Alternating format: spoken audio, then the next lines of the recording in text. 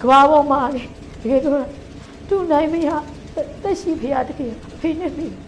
မမီကြောက်ကတလုံးမရှိတော့ကြောက်ကတလုံးမရှိတော့မမီအဲ့ဒီကြောက်ကတလုံးအဲ့ဒီကြောက်ကတလုံးမရှိအမေမရဲ့ဒီမမရှိနေကြောက်ကတလုံးအမေတို့မဲလို့နှလုံးလုံးလို့မဲဆုံးနှလုံးလုံးအမေတို့မရဲ့စပင်းအမေရဲ့စပင်းကိုတော့ဒီရကောင်ကိုချုပ်ကုန်နေကြပါလေမတို့အဲ့လိုလိုကြွေးအဖေနဲ့မင်းအဲ့လိုလိုကြွေးခဲ့အဖေနဲ့မင်းတောင်းမှပါလေဒီကနေရောအဖေနဲ့မင်းကိုတနည်းကြောပါလေတို့မင်းပြောကြပါလေအဲ့လိုမျိုးပေါ့နော်နင်းပြင်းမလို့ပါလို့အောက်တန်းစားမလို့ပါလို့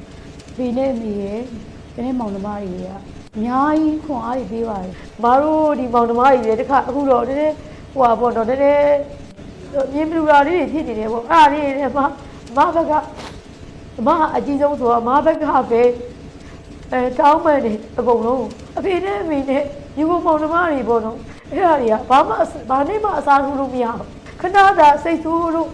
ပြောတာဆိုတာတွေရှိခဲ့တာဒီပေါ့နော်အဲ့ဒါတွေပဲရှိတယ်အကုန်လုံးဟိုပါစစ်စစ်ရုံနဲ့နေကြဖို့ပေါ့နော်အမအားလေးမြတ်ရက်ခဲရှိပါတယ်အမတို့တွေကသမီးရဲမွေးထားတဲ့ညီမမောင်နှမတွေမဟုတ်ဘူးလားအကြီးဖြစ်ပေမဲ့လည်းမှားခဲ့တာရှိရဲ့အတွက်မတောင်းပန်တယ်ညီမလေးတို့မောင်လေးတို့အပေါ်မှာမကပေါ့နော်